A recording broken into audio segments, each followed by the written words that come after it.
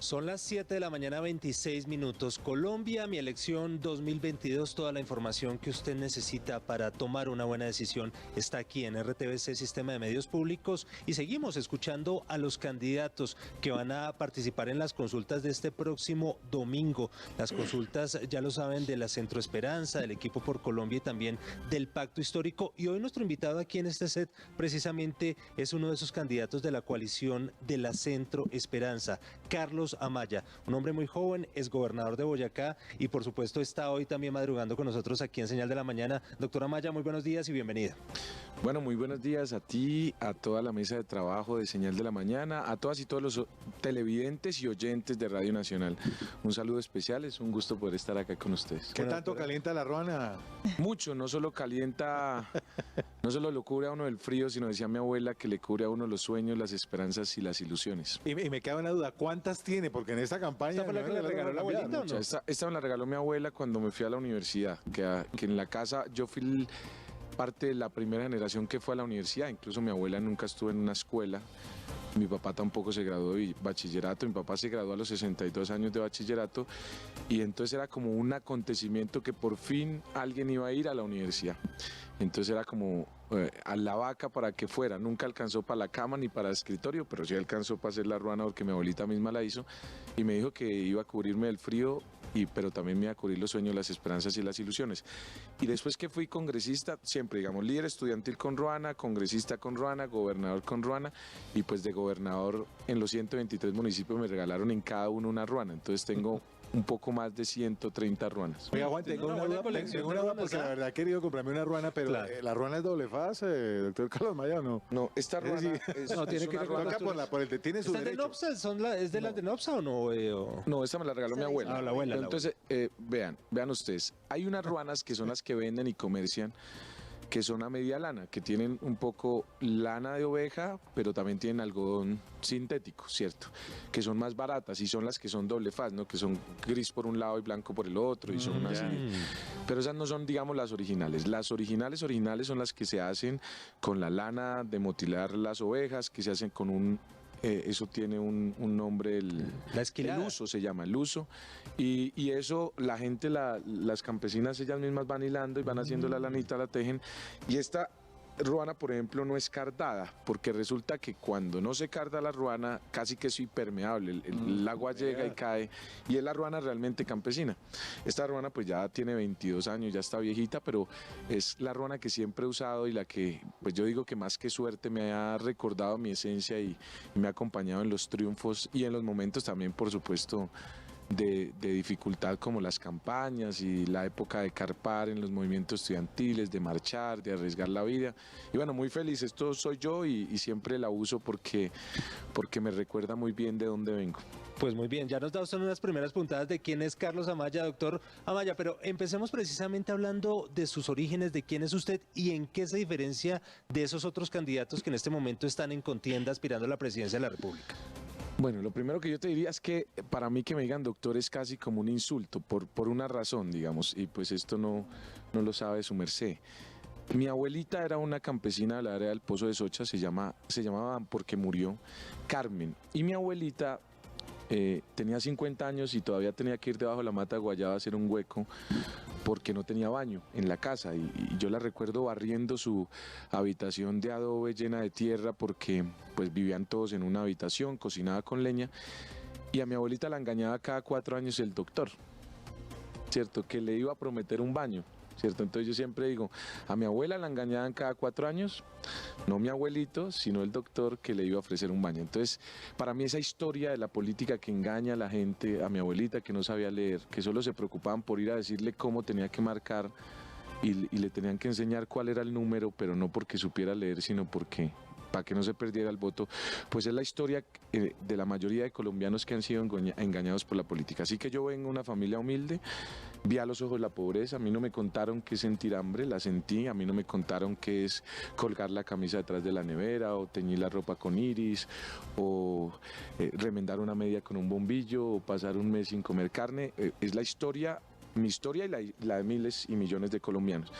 Tuve la fortuna de tener un papá que consiguió un trabajo en una empresa que se llama Acerías Paz del Río, era minero, pesando volquetas y trabajando doble turno, nos mandó a estudiar a la universidad y con enormes dificultades, siendo mesero y demás, pude ser ingeniero electrónico en la universidad. Allí fui líder estudiantil. Siendo líder estudiantil tomé la decisión de lanzarme a la política en el año 2008 después de una marcha de Tunja a Bogotá de 6 días, diciendo no puede ser que los políticos que toman las decisiones no escuchan a la gente, no representan a los ciudadanos y lo que hacen entonces es guardar silencio frente a las injusticias. Tomé la decisión de lanzarme a la política, en el 2010 me lanzo en la Ola Verde cuando Mocus fue candidato y en ese momento fui elegido el congresista más joven de Colombia. Creo que desde 1991 no ha habido otro congresista más joven que yo. Yo cumplí la edad mínima que se requiere para ser representante y me lancé y fui elegido congresista, defendiendo a los estudiantes, la educación pública, a los campesinos, el medio ambiente. Después de eso me lanzo a la gobernación con 30 años, fui el gobernador más joven de Colombia en el periodo pasado y gracias a Dios fui el mejor gobernador de Colombia en superación de la pobreza, terminé con la mayor imagen favorable, con las mejores calificaciones en los líderes de opinión y sobre todo con un departamento que recuperó la esperanza y la confianza en la institucionalidad. Y hoy soy el precandidato presidencial más joven de un movimiento que es una coalición que llama Somos Verde Esperanza, que hace parte de la coalición Centro Esperanza, y estoy convocando a los colombianos de a pie, a los que les ha tocado duro por salir adelante, que son la mayoría, a quienes a punta de esfuerzo y no de privilegio han salido adelante, a que nos acompañen y diciendo ya es hora de que alguien que conozca de verdad las necesidades de los colombianos trabaje desde la presidencia por resolver esos problemas. Pues candidato, ya vamos a continuar este diálogo con usted, tenemos que cumplir con un compromiso del canal institucional y continuamos con el candidato de la coalición de la Centro Esperanza, Carlos Amaya. Son las 7 de la mañana, 33 minutos. Ya regresamos. Estamos de vuelta. Son las 7 de la mañana, 36 minutos. Continuamos con el candidato de la coalición de la Centro Esperanza, Carlos Amaya, y Adriana Vivas tiene una pregunta para él. Claro que sí, precandidato. Usted siempre está recordando esos inicios suyos campesinos en Boyacá, donde pues usted pasó su niñez, su juventud con dificultades y demás. Con base en todas esas vivencias, si usted llega a la presidencia de la República, ¿qué es lo primero que va a hacer? ¿Cuáles son esas transformaciones que usted piensa hacer? Bueno, cada lucha que yo tuve en la vida y cada dificultad se convirtió en una causa de lucha y lo hice en la gobernación, así que lo que haré será lo que hice en Boyacá, lo haré en Colombia. En el campo, yo creo que en el campo está el futuro y hay que desarrollar, modernizar el campo y darle dignidad a los campesinos. Hoy el precio de los alimentos, que según el último informe del DANE subió en 19.9%. Es increíble, uno va al mercado a comprar papa, 4.600 un kilo, es exagerado. El kilo de carne, 15.000, 16.000 pesos, la leche se duplicó, el aceite se duplicó. De verdad que la gente va a aguantar hambre y está ya aguantando hambre y mucha gente que tiene un salario mínimo ya no le alcanza para comer. Entonces yo creo que hay que resolver ese problema urgente. Y la solución no es bajar aranceles como ha propuesto este gobierno, porque bajar aranceles es seguir importando más comida, quebrando más el campo, y si hay algún conflicto internacional como el que se está viviendo, ¿cierto? Que vamos a entrar en una guerra de proteccionismo de aranceles, pues vamos a terminar aguantando hambre. No tener soberanía alimentaria en un país es absolutamente grave. Entonces lo que vamos a hacer es modernizar el campo haciendo 3 cosas. Primero, aumentar la productividad, distritos de riego, tecnología, que los campesinos no siembren con el almanaque Bristol, que podamos tener control de precios de los insumos, producir insumos en Colombia. Los abonos están carísimos. Mi papá siembra papa, Adriana, y la papa, mi papá me dice, mijo, el bulto de abono triple 15 pasó de 80.000 a 220.000, y eso la gente no lo sabe, pero digamos yo lo sé porque mi papá todavía siembra. Y también, entonces eso es lo primero. Y también lo segundo, la comercialización. A mi papá le pagan por el kilo de papa 2.200, obviamente le pagan por bultos, pero haciendo la división de los 50 kilos le dan 2.200 por cada kilo. ¿Dónde quedan los 2.400? En el intermediario. El intermediario no pone una gota de sudor, no arriesga nada, no se arriesga a que el cultivo le caiga un hielo o que se pierda el cultivo, que haya malos precios y se gana la mayor parte de la plata. Entonces hay que organizar el comercio, la comercialización de los productos, mejorar las vías rurales y darle valor agregado para exportar productos. Y lo tercero, que esto es muy importante, y esto tiene que ver con la economía y con la macroeconomía. Hoy los alimentos están caros porque el campo se quedó solo. Hoy en el campo lo que hay es adultos mayores todavía luchando y frenteando allá porque no quieren venirse a las ciudades, pero la mayoría de jóvenes se han venido a las grandes ciudades, ¿cierto? A pasar necesidades y hambre. Entonces, como el campo se quedó solo, pues hay pocos campesinos que siembran. Como hay pocos campesinos que siembran, hay poca comida. Como hay poca comida, hay poca oferta. Y todos los economistas dicen entonces que cuando hay poca oferta, los precios suben. Entonces hay que devolver la mirada al campo y para eso hay que darle dignidad a los campesinos. Vivienda rural, acueducto, internet en las casas, que los niños tengan educación rural. Eso frente al campo lo voy a hacer de primero. La educación es el motor económico y nosotros hicimos modernización en Boyacá. No, todo esto que estoy diciendo lo hicimos en Boyacá. La educación es el camino para superar las brechas. ¿Cómo el hijo de un campesino llega hoy acá a este programa a ser candidato presidencial a que lo entrevisten? Con educación. Decía Mocos, con educación todo se puede. Entonces vamos a dedicar todos los recursos necesarios para que la educación pública sea de calidad y que no solo 39 de cada 100 jóvenes entren a la educación superior. Necesitamos que todos los jóvenes de Colombia puedan entrar a la educación superior. Yo tengo un chiste que parece pues chistoso, un cuento, pero que me parece que es importante. A mí me perseguía el camión del ejército cuando tenía 16 años y yo me escondía debajo de las mesas y salía corriendo porque me iba a llevar el ejército a prestar el servicio militar de una guerra que no pedí, que no viví.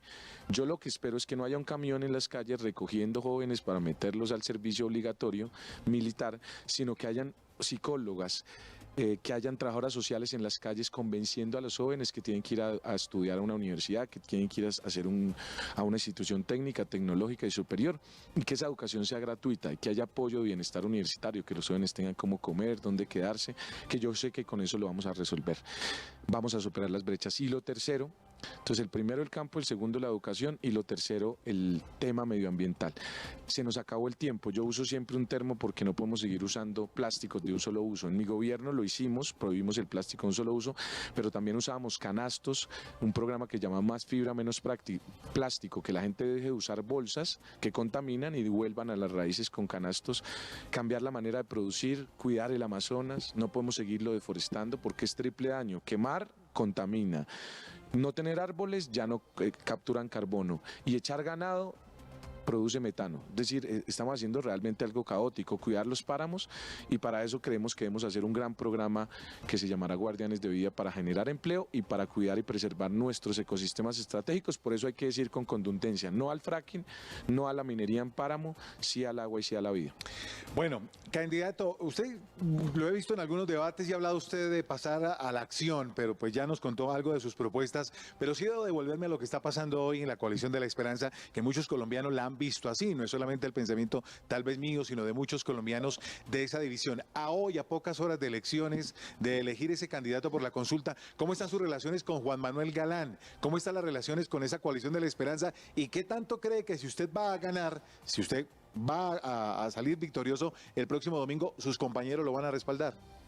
Bueno, yo lo primero que tengo que decir, Juan Carlos, es que la coalición se ha equivocado terriblemente en esa peleadera porque, digamos, con tantos problemas del país y la coalición peleando. Yo les decía, venga, ustedes saben que la papa está carísima. Les decía, venga, ustedes saben que la gente ya no come carne porque se... Entonces, de verdad, la gente con un montón de problemas del cotidiano y ve en televisión a unos señores que dicen ser la esperanza y andan agarrados entre ellos. Y yo tengo que pedir perdón porque, digamos, en esa discusión, pues la coalición que pretendía reconciliar, unir y ser la esperanza, pues en muchos momentos no lo logró. Yo un poco tomé la decisión de en un debate salir ya de esa discusión. Dije, mire, ya que Alejandro se está aliando con Vargas, con Vargas Lleras, con César Gaviria, yo no estoy de acuerdo con lo que él está haciendo, pero allá que él responda a sus ciudadanos, yo no le voy a hacer un juicio ético. Y dije, la maquinaria de la que deberíamos estar hablando es la maquinaria agrícola que necesita el campo para modernizar. Lleva un loguito acá de un tractor, que a mí me recuerdan en Boyacá por los tractores que compramos, porque mi abuelo araba con bueyes y yo dije, vamos a comprar tractores. Entonces dije, y lo queríamos estar hablando es del precio de la panela, de los problemas de los colombianos. Y ese día prometí ya no volver a hablar de tanta peleadera y tal. Y ya yo no entré en ninguna discusión, que Robledo dijo que no va a apoyar a Alejandro, que Alejandro dice que es que le tiene miedo y que entonces Alejandro dice que Fajardo es un tibio, entonces Fajardo dice que va mal en las encuestas. Y frente a lo de Galán, que fue en donde, en la única, digamos, discusión que yo intervine fue cuando Galán sale y dice, es que Carlos Amaya tiene que explicar por qué hay funcionarios de su gobernación trabajando en la alcaldía de Bogotá. Y yo ahí sí salí a defender al pueblito campesino boyacense, su merced. Y dije, venga, no, tampoco lleguemos hasta allá, porque algunos bogotanos de la élite les parece bien que un boyacense sea celador del edificio y que, hola, su merced, está bien. O que sea la empleada del servicio, está bien. Pero cuando es directivo en un encargo en el distrito, entonces no, eso sí es clientelismo. Pues no. Todos los boyacenses y todas las regiones del país tienen derecho a trabajar. Y dije, básicamente fue esto, les dije, bueno, pongamos la discusión sobre la mesa. Entonces, ustedes que han trabajado 35 años en el estado de esa familia, 35 años que no son 2 años del distrito, y que mientras ellos dos eran senadores de Cambio Radical y el Partido Liberal, el hermano fue cónsul en París. Eso no es clientelismo, eso es meritocracia. Pero ahora estas dos personas que están acá en el distrito, entonces es terrible porque son amigos míos. Les dije, eso es una doble moral, ni ustedes son clientelistas, ni estas personas son clientelistas por trabajar. Dejé la discusión ahí, ellos salieron, dijeron sí, nosotros hemos trabajado, quedaron claras las explicaciones, pasamos la página, pero yo desde ese día del debate he dicho, me dedico a hablar de los problemas. Y ayer que fui a hacer mercado con mi esposa, y que de verdad es aterrador el precio de los alimentos, aterrador. O sea, la gente de verdad ya no está comiendo carne. Yo ya siento que muchos ya no fritan nada porque con el aceite así de caro, la leche ya no alcanza. Yo me puse a hacer cuentas ayer. Mi papá ganaba un salario mínimo, Juan Carlos, un salario mínimo. Y nos dio educación a 3. Y pasamos muchas necesidades. Y yo digo, un salario mínimo en Bogotá, con el precio del transporte, 2.650 pesos que vale un Transmilenio, con todos los problemas del mundo de la gente, sin trabajo mucha gente, porque el que tiene el salario mínimo es un privilegiado. Y nosotros hablando de que si Robledo, que si Alejandro, no, yo dije, no, ya pasemos esa página. Si yo gano, yo creo que me apoyan todos, espero, ¿no? Pues yo no creo que haya tenido ninguna, pues el que podría estar de alguna manera inconforme con lo que yo dije fue Juan Manuel Galán, pero nos dimos la mano y yo le regalé un chocolate, le dije, venga, hablemos de sustitución de cultivos y de la necesidad de una lucha contra las drogas diferente. Entonces yo creo que ahí va a estar bien y yo espero que con la ayuda de Dios ganar el 13, que sería milagroso, ¿no?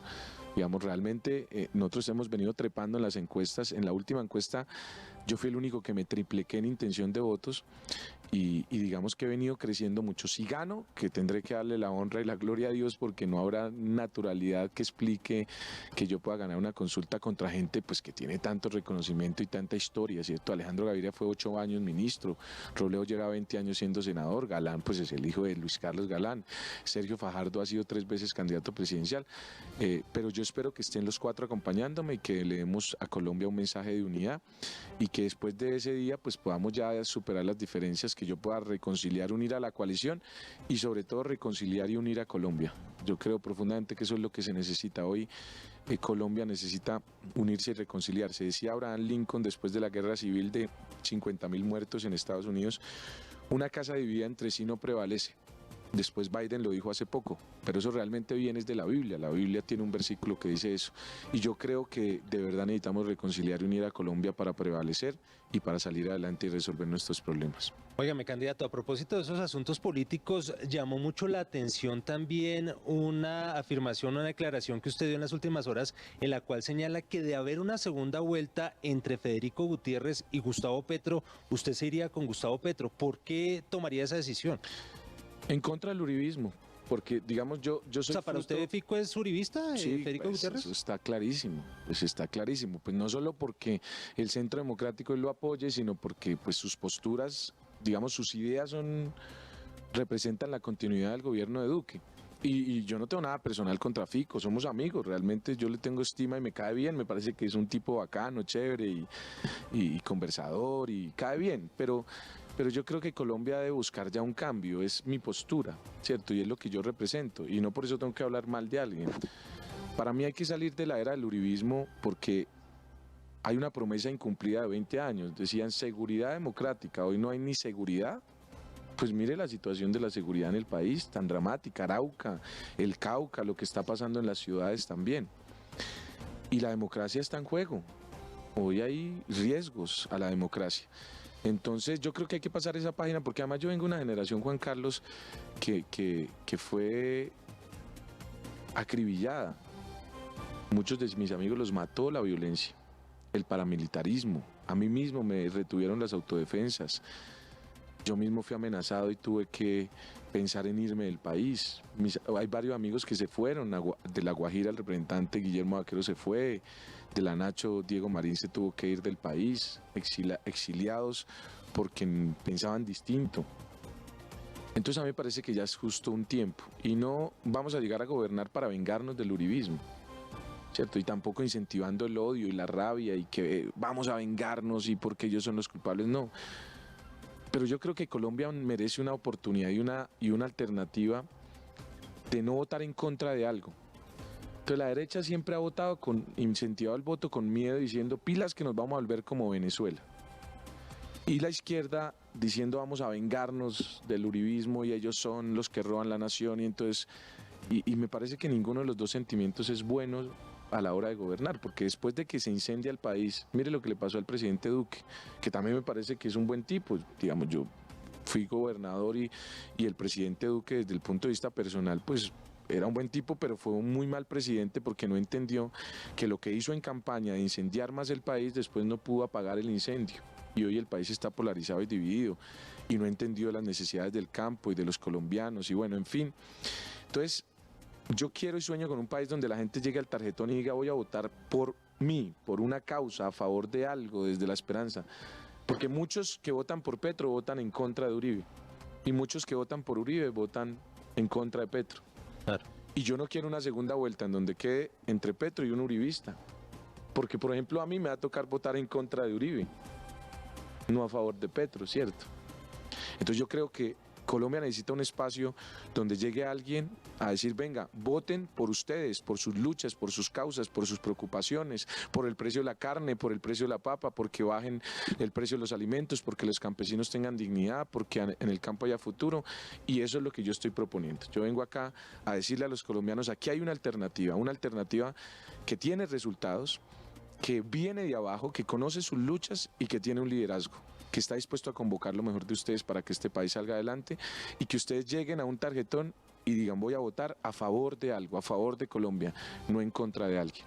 Candidato, ¿usted cómo ve esas posibilidades de que el candidato que salga de esa coalición de la Centro Esperanza llegue a esa segunda vuelta? Porque ese escenario que le acaba de plantear Juan Carlos, pues es un escenario en donde está el pacto histórico y el equipo por Colombia, pero su coalición, la de la Centro Esperanza, ¿usted cree que tiene la suficiente fuerza, sea el que sea el candidato ganador de esa consulta, para llegar a una segunda vuelta y estar disputando la presidencia de la República?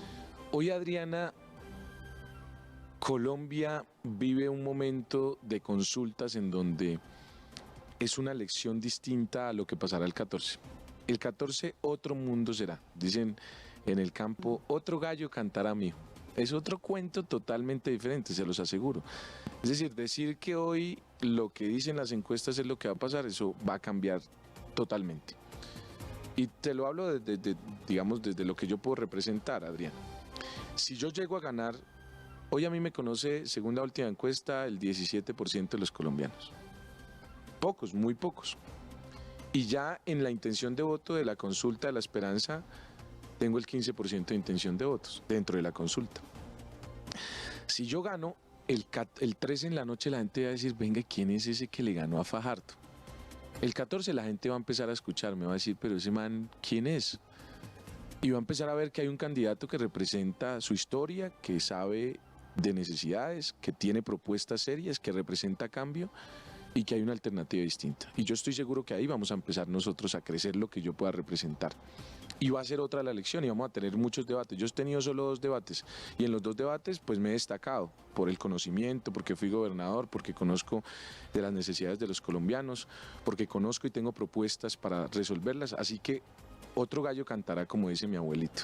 Y ese día, pues, que pase el 14, que empecemos a mostrar nuestras propuestas y tengamos debates, yo estoy seguro que vamos a pasar a la segunda vuelta. Yo estoy seguro que yo voy a pasar a la segunda vuelta y con la ayuda de Dios, porque tengo fe, mi vida ha sido un acto de fe, voy a ser el presidente de Colombia y con la ayuda de todos los colombianos y por eso estoy acá pidiéndoles su apoyo, pidiéndoles que pidan el tarjetón de la consulta de la Esperanza y voten por el de la Ruana, además porque es muy, muy honroso para mí, ¿no?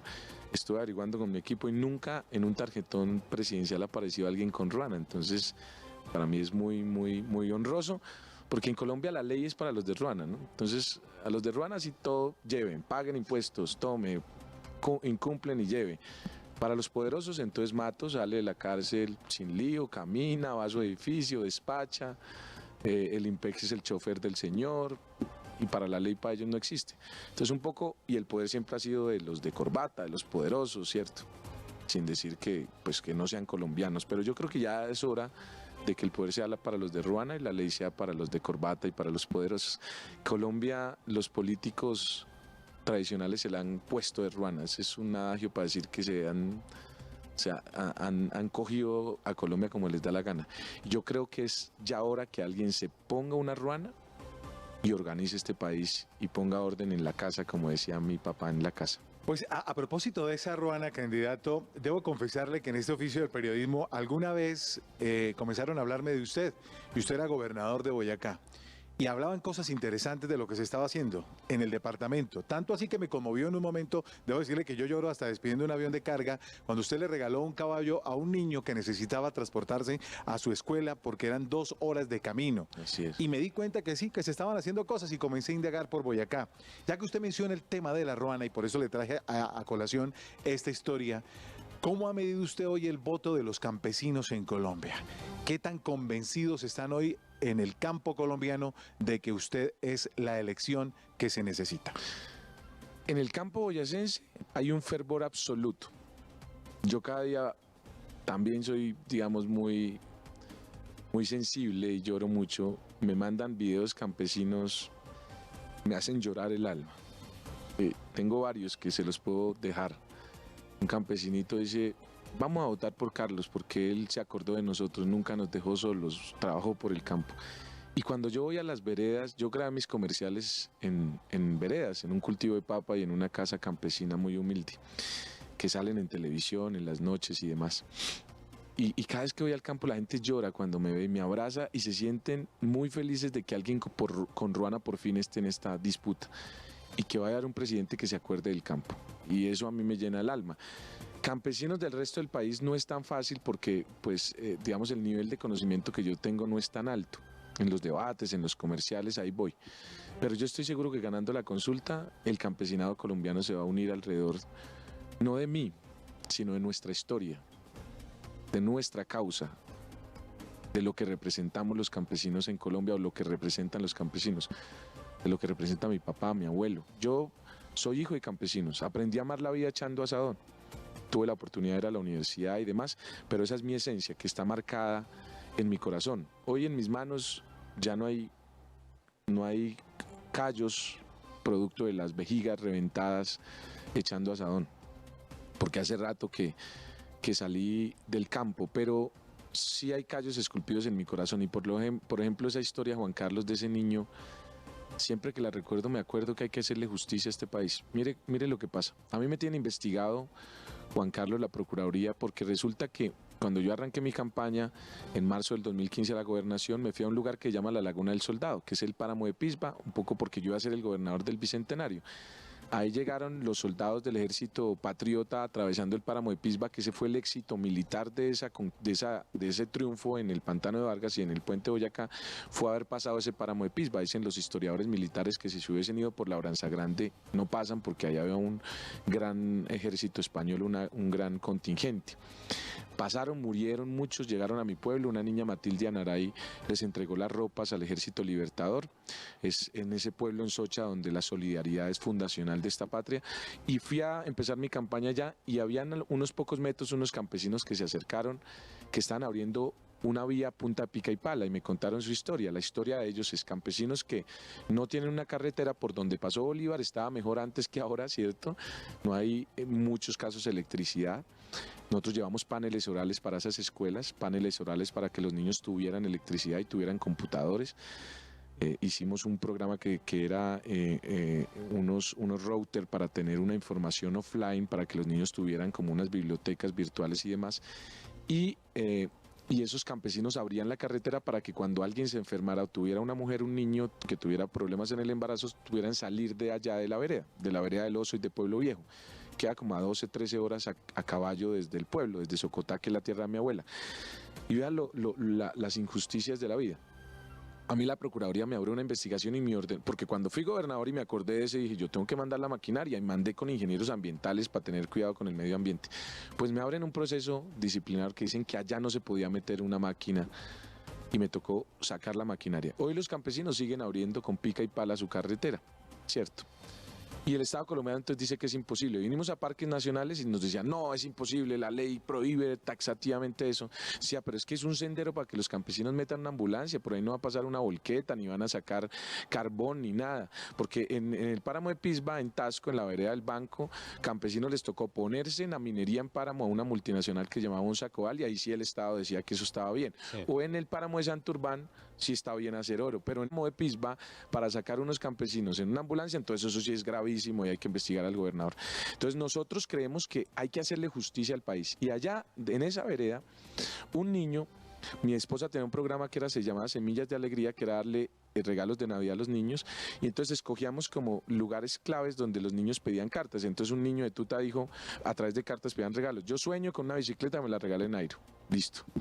Entonces otro niño en un municipio que queda también en la provincia de Tundama, que se llama Belén, decía, yo quiero un Xbox. Listo. Y ese niño no pidió ni una bicicleta ni un Xbox, pidió un caballo. Yo decía, oiga, tan raro esa vaina, un caballo. Entonces, bueno, mi esposa compró con la donación el caballo, y cuando fuimos a regalarle, la historia era que el niño quería el caballo, ¿saben para qué? Para ir a la escuela, Vea usted. para visitar a la abuela. Y esa Sí. es la historia, permítame, Juan Carlos, decir, esa es la historia que tiene que traerse a estos debates. Esa historia de la Colombia olvidada, que jamás se dice en un debate presidencial. Esa historia de gente que se está muriendo en nuestras montañas, que ha sido olvidada, que son herederos de los que dieron la libertad a nuestra patria, es la que yo quiero traer aquí a colación. Y cuando sea presidente, vamos a hacer una ley que permita que en esos lugares apartados, primero, los campesinos tengan cómo sacar sus enfermos en ambulancia, y segundo, haya senderos ecoturísticos para que haya ingresos, y tercero, haga pago por servicios ambientales para que la gente allá tenga dignidad. Y lo más importante, que los niños tengan conectividad y que los recursos no se pierdan como pasó en el Ministerio de TIC con los 70.000 millones. Candidato, tengo que despedir televisión. Llegamos al final de esta convergencia con el canal institucional, pero vamos a seguir en la radio en las 64 estaciones. ¿Nos acompaña unos minutos más en radio? Vale, claro que sí. A todos los televidentes, muchas gracias. Gracias por estar acá, por acompañarnos. Dios los bendiga. Soy profundamente creyente y creo que con su ayuda vamos a ganar la consulta este 13. Vamos a hacer la sorpresa de las elecciones y estoy seguro que vamos a ganar la presidencia. Ya es hora de que el poder sea para los de Ruana. Un Seguimos abrazo. conversando con Carlos Amaya en las 64 estaciones de Radio Nacional de Colombia. Un feliz martes para todos ustedes.